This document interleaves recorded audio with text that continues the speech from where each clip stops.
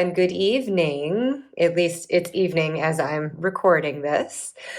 But this is Rumor. I hope this finds you all well. I am back with my third installment of my little Biblio-Fancy series, in which I do a little bibliomancy to choose a tale to tell and then supplement that with a tarot reading in keeping with the theme. I started this out with mermaids, and then for Halloween I did ghost stories, and now I am sticking with the spooky theme.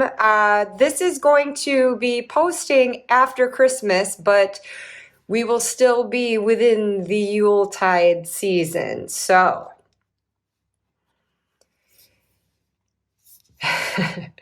rather than do a jolly old Christmas story, I have acquired this book for you all, The Fright Before Christmas, or in this case, after. But this is about Krampus and other Yuletide monsters. So this is not going to read like a storybook as I've done in the past.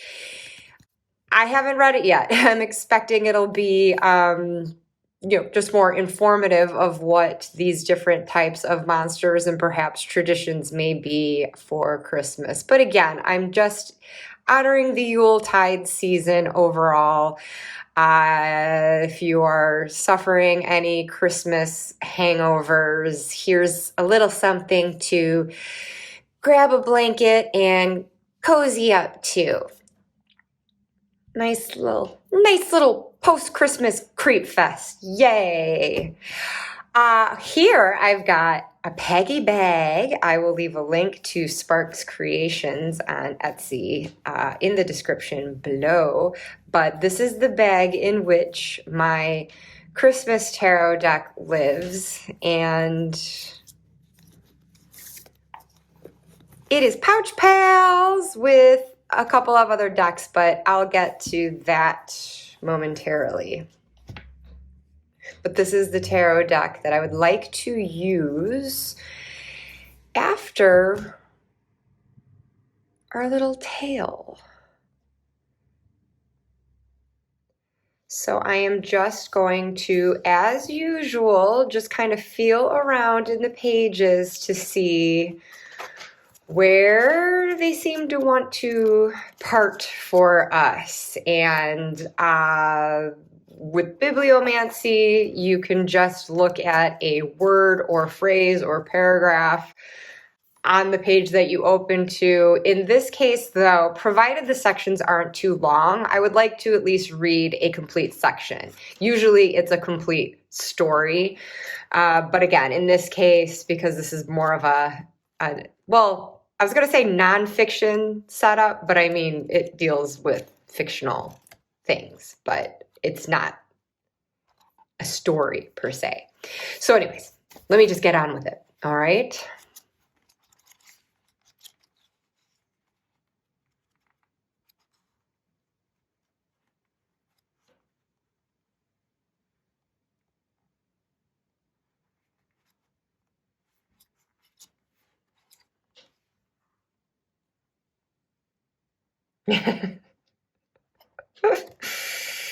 The Yule Cat.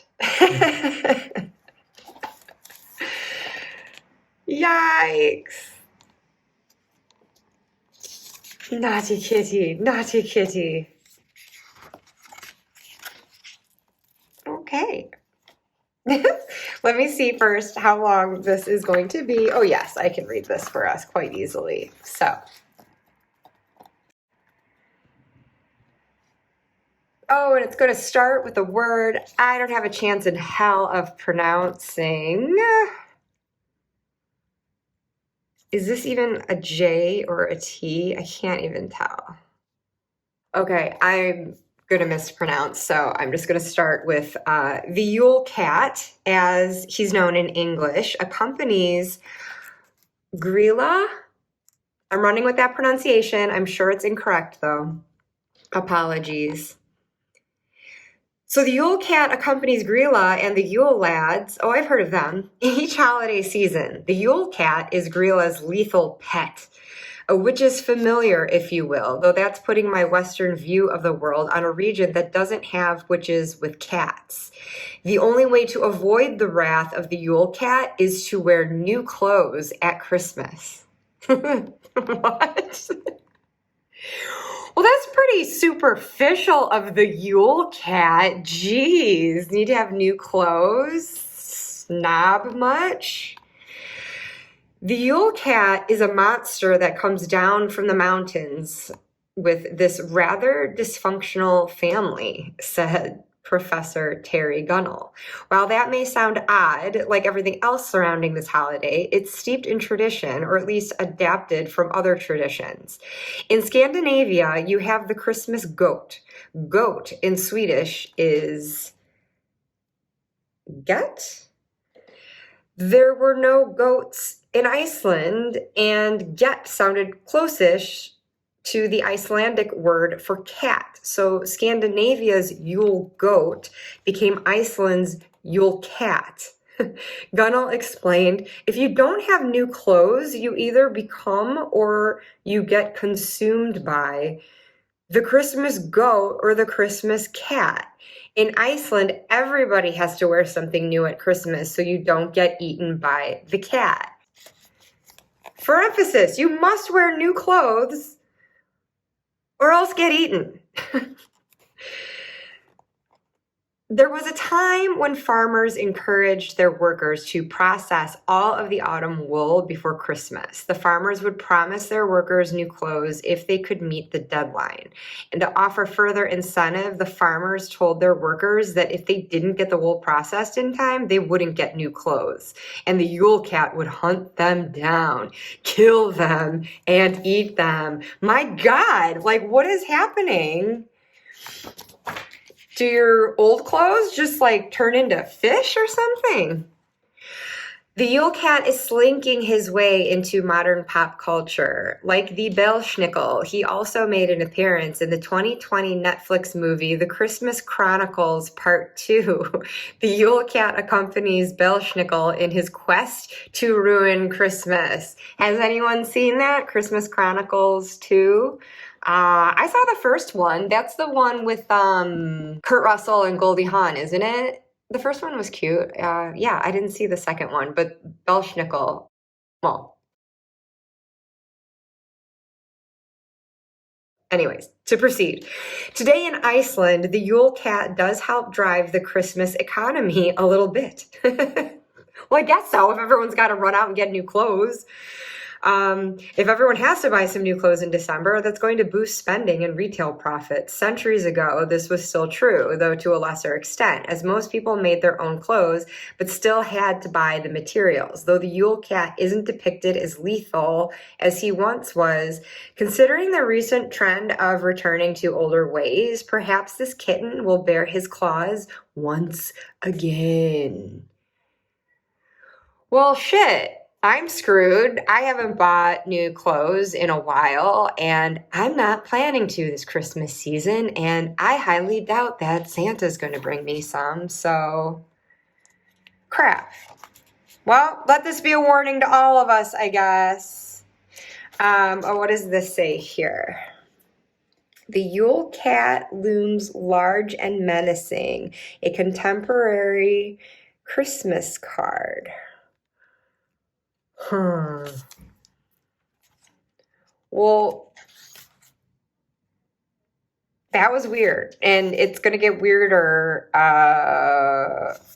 because I don't know how like a tarot reading is gonna translate to this story.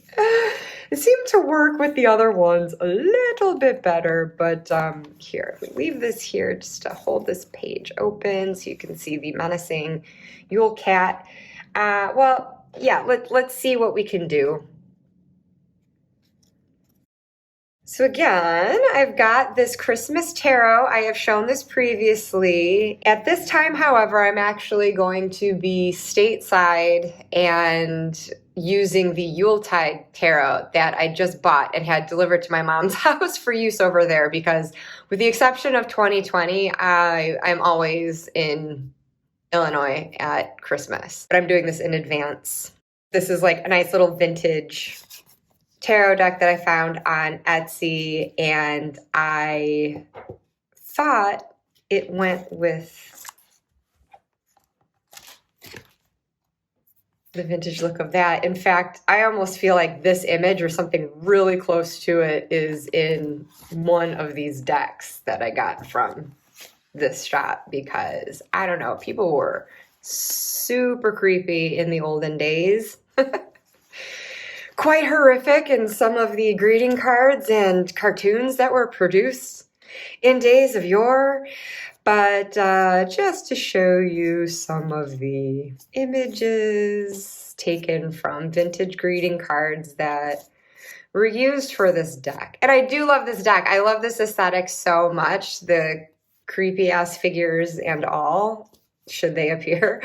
But I would say that there are certain cards where the image doesn't readily translate to me as the tarot card it's supposed to be representing.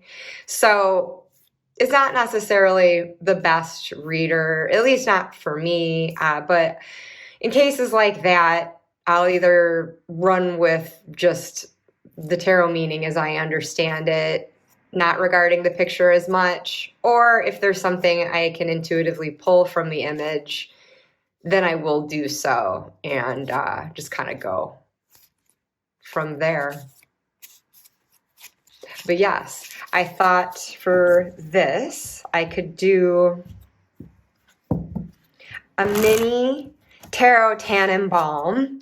I shared my large tarot Tannenbaum spread last year, which I'll link to this video if you missed it and you want to see it and try it.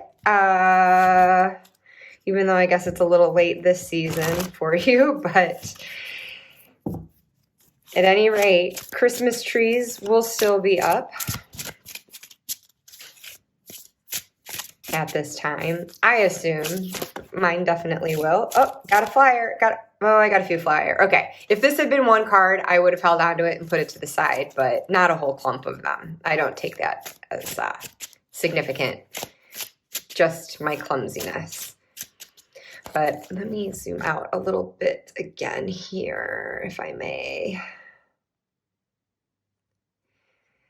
So I thought I would do just like a little mini tarot Tannenbaum, not really according to what my larger spread was all about. Just thematically, but this will be a simple 3-card spread. And I guess as we're just thinking about what we just learned about the Yule Cat, I just dropped another clump of cards. What is a message that we can take away from this? I feel like I'm going to really have my work cut out for me, not only in trying to do a decent reading with this deck, which I can struggle with, but then also trying to relate it somehow to this weird Yuletide creature that we just learned about, or at least I just learned about. I had never heard of the Yule Cat, or Yule Goat, as it were. But I don't know. I guess I'm putting the pressure on this on the deck to tell us. Hey, Tarot, what are we meant to take away from this reading? Why did we land on that page at this moment?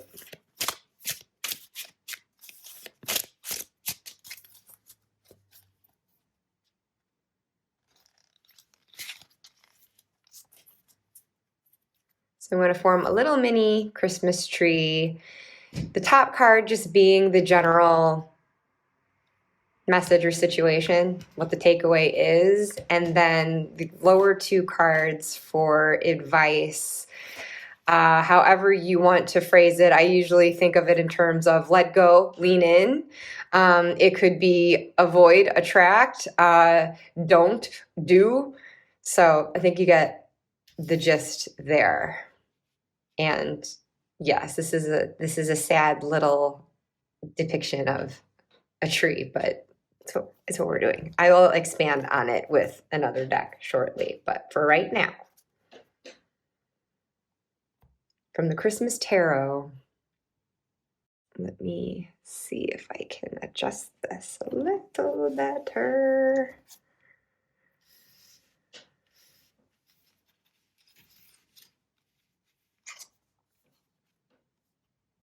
We got the Ace of Cups, a happy Christmas, and when o'er, many happy ones in store. Okay, well, I mean, I guess it gets to the idea of happiness at Christmas. Our cup runneth over with the ace. I cannot help but zero in, what animal is this? What kind of animal is that? It doesn't look like a cat to me. Or a goat. Is it a sheep? What is that? But that'd be funny if it were the Yule Cat. I don't know. I'm just thinking this is about finding our fulfillment. And I don't know about this whole commercial message that the Yule Cat is sending, kind of pressuring us to run out and go shopping and buy new things, and not even for others, for ourselves. Although I guess we could buy it for others and then they're protected. You could save someone else's life from the Yule Cat if you buy them an outfit. Well, geez, I'm not even giving you a heads up on this, am I? Sorry, this is very confusing for me. I'm recording before Christmas, but I'm honestly not planning to post this until after, just to space things out a bit. So maybe none of us will be alive to see this video when it's actually up. But anyways, I'm saying screw you, commercial Yule Cat, and this BS message of having to have new clothes.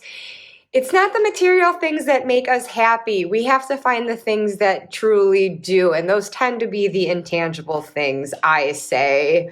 So let's see, what do we need to let go of in light of that?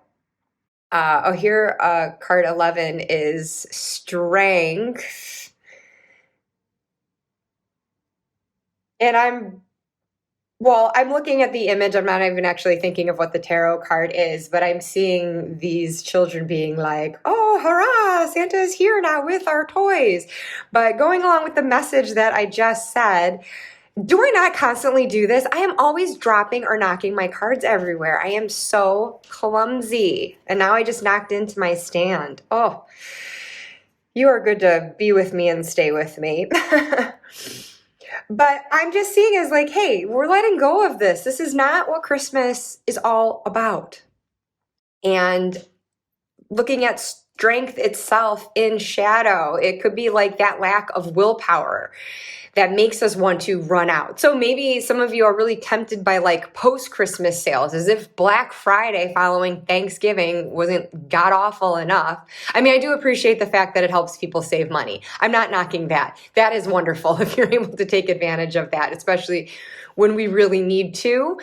Everything is so expensive now, just to get food these days. So it's not to knock that aspect of it, but it is if it's just the more commercial, materialistic aspect of it. If we're feeling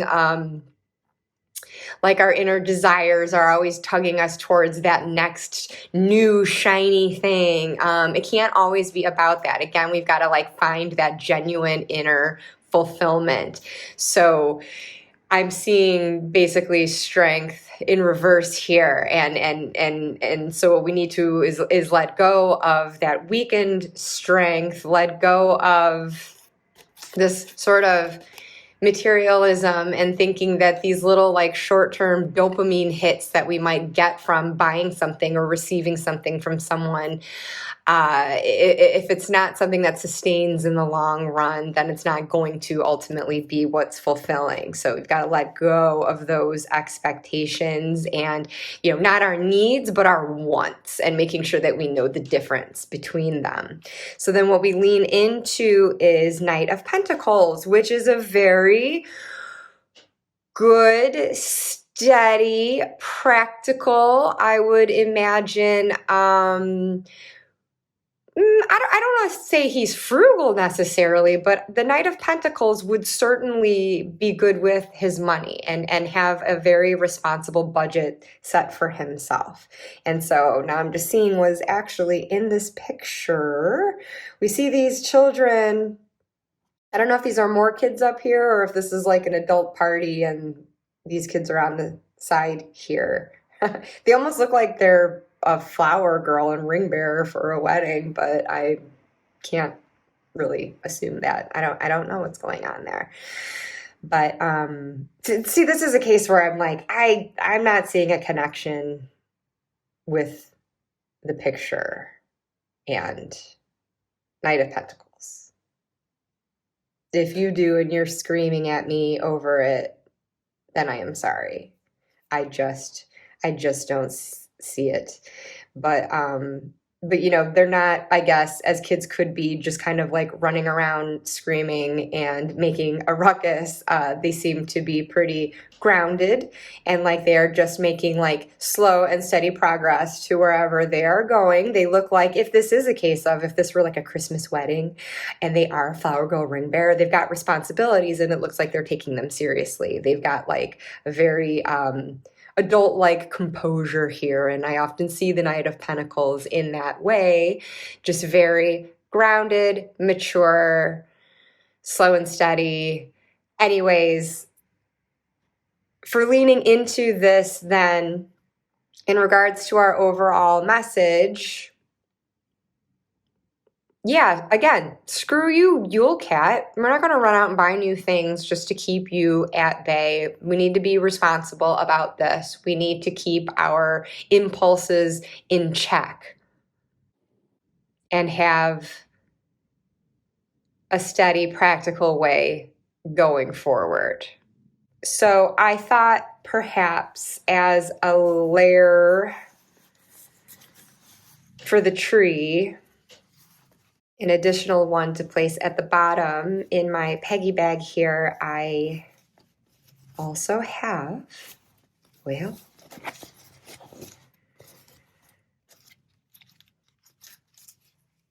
I've got this set of Christmas playing cards. Should I ever fancy doing some cartomancy playing card style?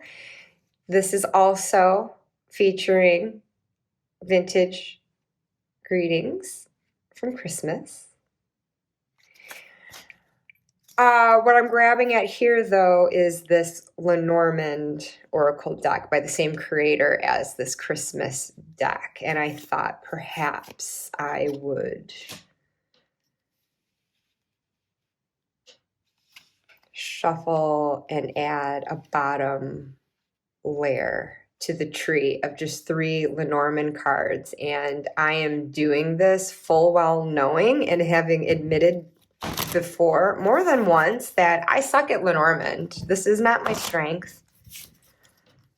Maybe tarot isn't either, based on the reading I just gave you.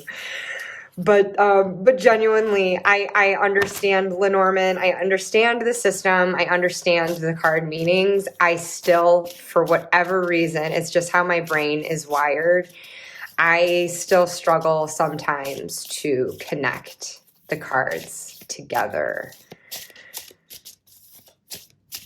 to get to the level of specificity that Lenormand really can get to. I think I have a hard time like having entered cartomancy through tarot and just working very intuitively where things are very like open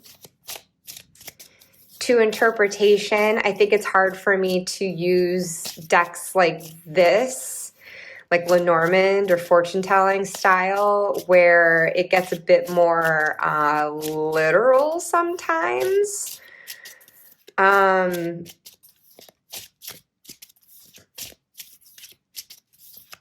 don't know why. It's just harder for me, but we'll see. We'll see. So this is just going to be like a supplemental message to reinforce or elaborate on what has already been seen and said in these tarot cards and the Yule Cat story.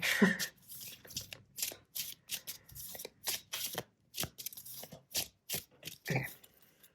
Sorry, I think I had put them all in order, so I just felt like I really wanted to shuffle it well to mix that up. This is actually the first time I'm using these cards this season.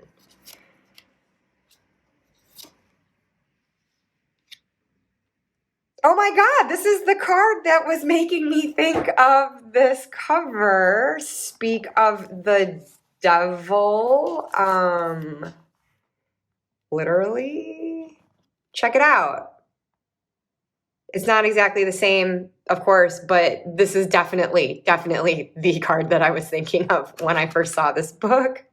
By the way, the book is by Jeff Bellinger, which I say is a question because I'm not sure if I said his last name right. So here we go. I got whip, or whipsa, rather,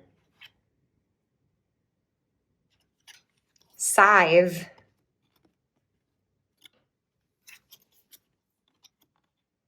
and coffin. Wow. These are kind of scary ones to see together, only because of, you know, what the actual symbol is. Like, if you picture a whip and a scythe and a coffin, just like the connotations of that. But all right, the whip, this is our subject, and I know people can run with a rather sexual interpretation of the whip. What have you. I mean, it depends on context. I'm not seeing that here, but I always think of like that repetitive motion of the whip, and it can be like these patterns that keep repeating, and repeating, but like that repetition of the whip just causes pain. So it seems to be like, in this case, perhaps relating to patterns that just get repeated and need to end. And the scythe itself is a swift end to something, just kind of like a cutting out of that. And so I see here that, I guess it's like the swift end to that repetition. And this is like an end full stop. So I don't know if that's like reinforcing. Not that I look at scythe and coffin as synonymous in that way, but I guess I kind of do. I mean, coffin, I see like death. It's a definite like ending, rather permanently so, where the scythe is just sort of like, again, that like cutting, kind of like an editing out and just like hacking off. And so I guess I do just see them both as endings, but this being a swifter one. So I don't know. I think that these are just reinforcing each other as like, this has got to end, whatever this is. And if this is tied up in the patterns that we can repeat, trying to find our fulfillment, the things that we think are going to do that don't, and it ends up not serving us in the end. If we keep buying new clothes because the Yule Cat expects us to,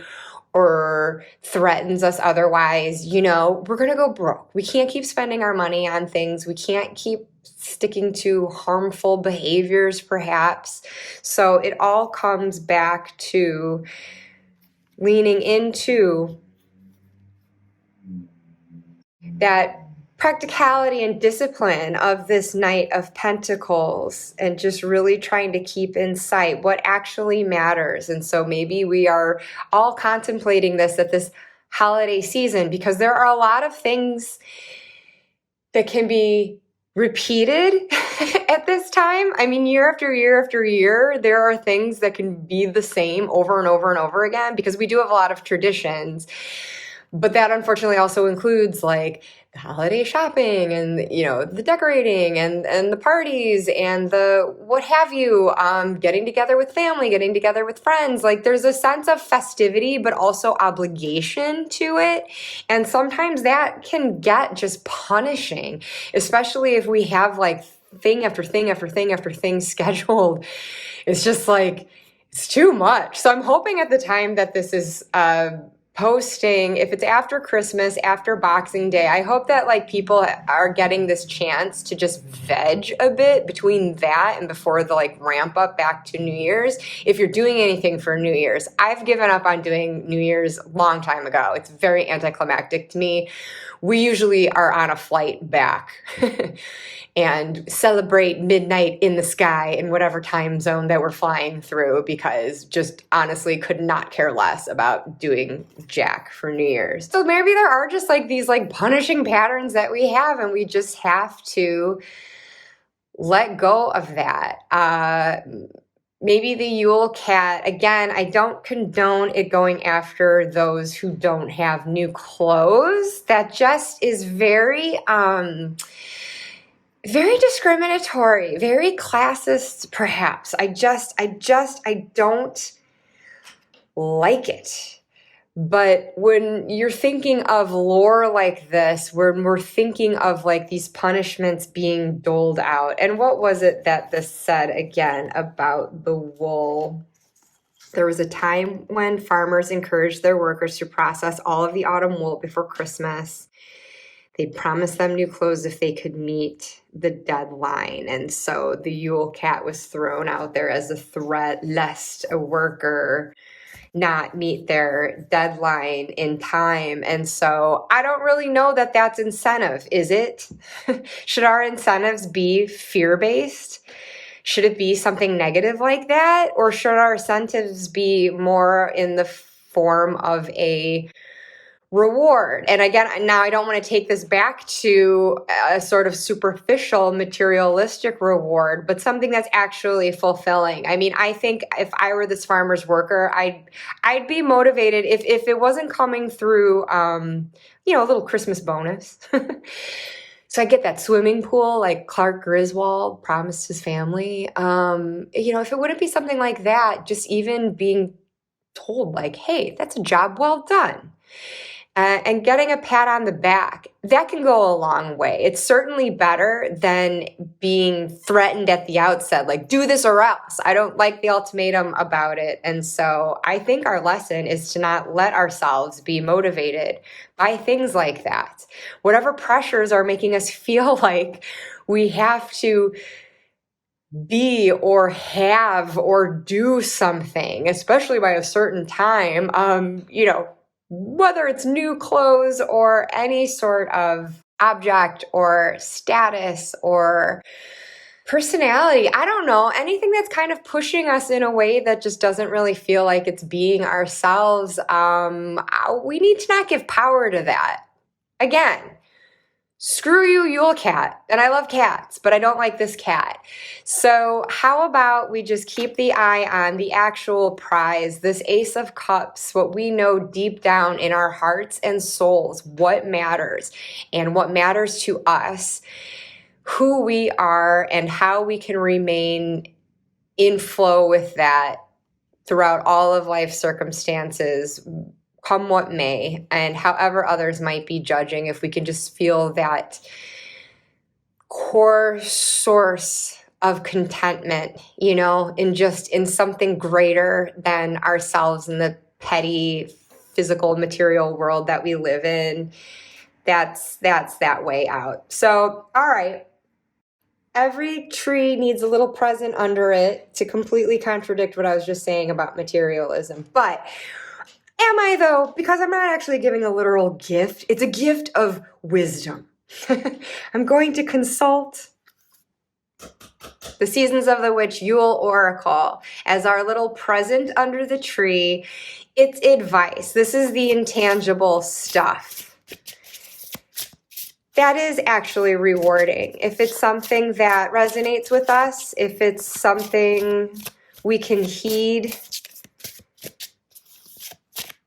so it actually helps us make a difference for the better in our lives, yes, more power to that, less power to Yule Cat. I hope, Yule Cat, you choke on those old clothes. F you, feline.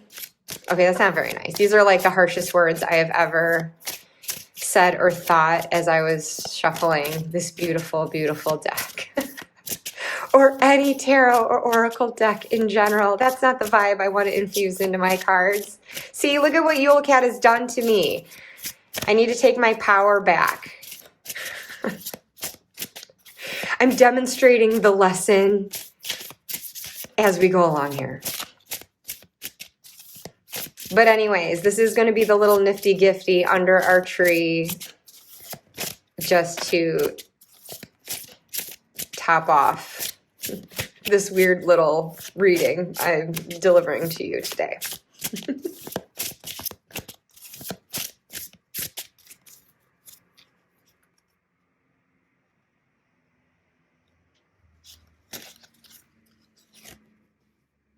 Telling stories. Oh, isn't that perfect? I was just telling a story. Yay. Just put this back, and I'm realizing I don't have the guidebook at hand for this, so I'm just gonna go run and grab it. But first, look! Oh, I love it. What words so tender can be spoken so bravely unless they are true from the truest of words?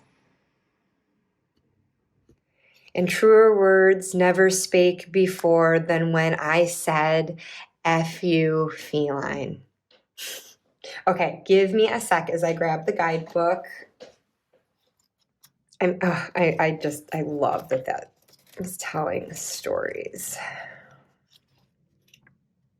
Maybe there is no point to this reading today other than just telling stories and just having a little respite, a little intangible treat for ourselves. I'm definitely indulging myself in doing this because I love reading and I love reading stories to others.